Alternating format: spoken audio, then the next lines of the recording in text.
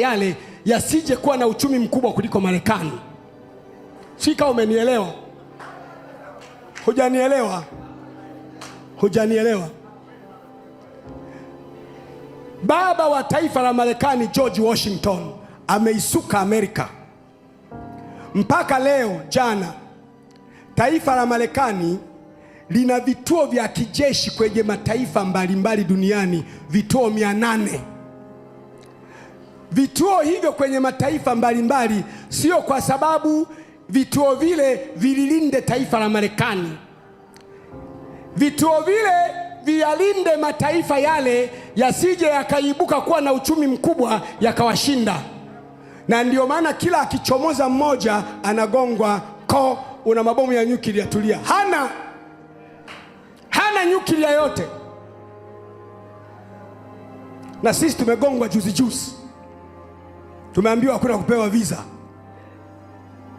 Tumeambiwa hakuna kwenda Marekani. Taifa la pili duniani linalofuata kuwa na vituo vingi vya kijeshi lina vituo 8. Hebu ona tofauti. Taifa linalofuata ambao na lenyewe lina vituo vingi vya kijeshi duniani lina 8. Marekani na 800. Kenya hapa kipo na ni vituo vikubwa, mpaka Uarabuni vipo, Bahrain vipo, Kuwait vipo, Indonesia vipo, vikubwa. Kwa hiyo wewe ukileta longolongo upigi kutokea Marekani, unapigwa kutokea Kenya. Wameimarisha msingi wao kwamba taifa lao liendelee kuwa kubwa kule mbele. Kuna taifa la Urusi lina baba yake. Sasa hayo hayanihusu. Taifa la Tanzania, msingi wetu ukoje?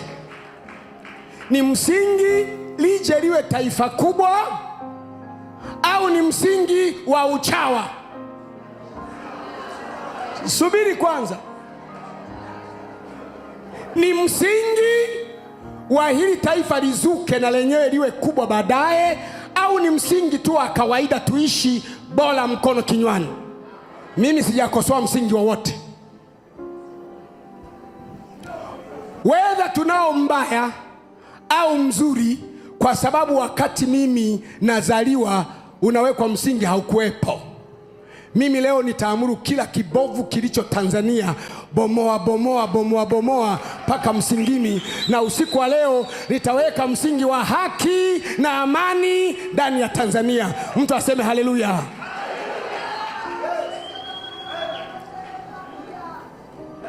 Sina hakika Mwalimu Nyerere alifukia nini wapi. Sina hakika alizindikwa wapi na nani kwa nia ipi. Sina hakika na mambo mengi, na kwa sababu sina hakika, baadaye niishi kwenye msingi ambao siujui kama alivyofundisha askofu. Na mimi nataka niwe na hakika. Ni afadhali nimepokea nguvu leo, sasa nataka kubomoa mpaka msingini. Ndani ya dakika 5 kwa upako nilioupata, msingi utakuwa umetawanyika wote na nitajenga msingi mpya. Sema bomoa. Yaani hauhitaji dakika nyingi. Bahati nzuri, sema mainjinia huwa wanasomea kujenga majengo. Kubomoa haihitaji kusomea.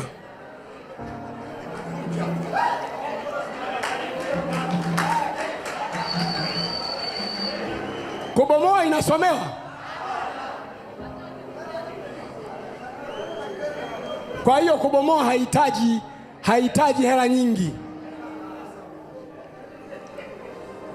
Kujenga ndio tunahitaji fundi. Leo hapa nilikuwa nasubiri kila mtu awe Elia au awe Musa, awe amejaa nguvu. Umejaa nguvu lakini hujijui umejaa nguvu. Ukianza kubomoa utaanza kuona kwenye maono ulivyoangusha majengo ya uovu na mahema ya uovu na chuma za uovu. Sema bomoa. Kila nchi sema raha yake ni ustawi wa watu wake. Kweli si kweli? Kila nchi raha yake ni watu wastawi. Je, Tanzania tunastawi? Sijijibu, wewe utajibu. Je, msingi wetu uko sawa? Sina jibu, ila nasema kwa sababu wakati unawekwa nilikuwa sipo. ili nijihakikishie kwamba msingi ni mzuri na future ijayo ya watoto na watoto wa watoto na mashahidi na tuijenge vizuri. Tunabomoa.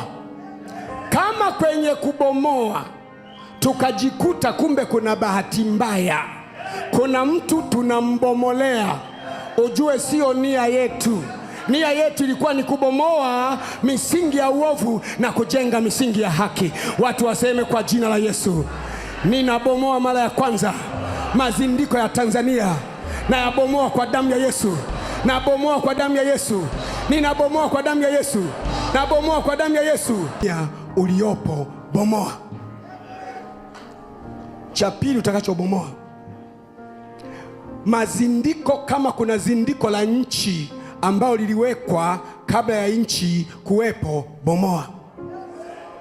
Kama kuna madhabahu ambayo ndio inaibeba Tanzania, yani Tanzania tuko kwenye madhabahu fulani tumebebwa, na hatuwezi kujenga zaidi au kujenga ndani, lazima tuwe mle ndani, bomoa. Kama yuko kuhani sasa wa hiyo madhabahu ya kichawi, na yeye chinja kama yupo. Kama hayupo, alhamdulillahi rabbil alamin, lakini kama yupo, chinja. Tanzania ina vitu viwili vikubwa sana. Unapenda nikwambie? Duniani milima mirefu kuliko wote ni ile Himalayas, lakini Afrika Kilimanjaro ndiyo mlima mrefu kuliko yote Afrika. Kwa hiyo sisi Tanzania kwa jina lingine tunaitwa paa la Afrika. Umenielewa? Yani we are on the top of Africa. Halafu Tanzania, jambo la pili, ina ziwa Tanganyika, nalo lina kina kirefu kuliko maziwa yote Afrika. Kwa hiyo sisi pia tunaitwa sakafu ya Afrika. Kwa hiyo juu sana tupo, chini sana tupo, wengine wote Kenya, Uganda, Burundi, wapi, wako hapa katikati. We are the deepest and we are the highest.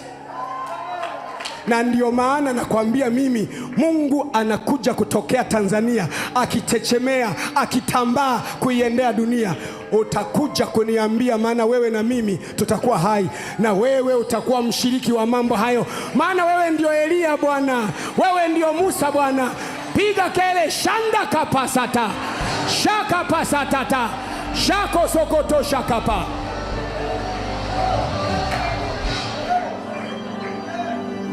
Kuna mwingine naongea ana maswali, naelewa, kwa sababu kila 12 Tomaso yupo, jambo la kawaida, ila hakuna nilichosema mimi kamwagika. Nitakuwepo, utasema baba alisema.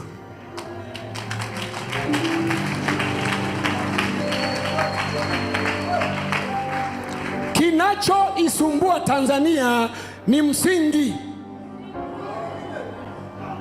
Msingi kama umeharibika, kina Gwajima wenye haki hata wakiingia bungeni watafanya nini? Umenielewa sasa? Tutengeneze msingi. Sukume mwenzako, mwambie kwenye msingi sasa, amka, amka, amka.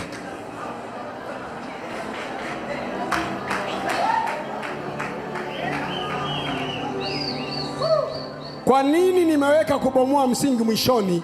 Baada ya wewe kumepata fimbo, unabomoa ukiwa na nini? Tuimbe sasa. Halafu ni dakika ngapi tu?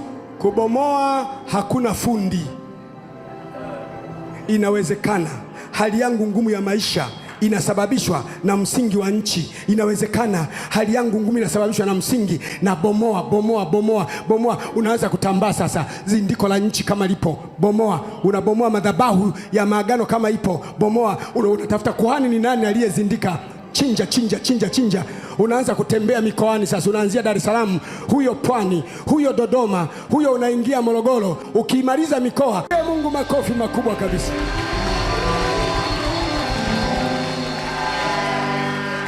Shike mkono mwenzako, mwambie msingi wa uovu Tanzania umebomoka. Mbona usemi kwa ujasiri, umebomolewa wewe au vipi?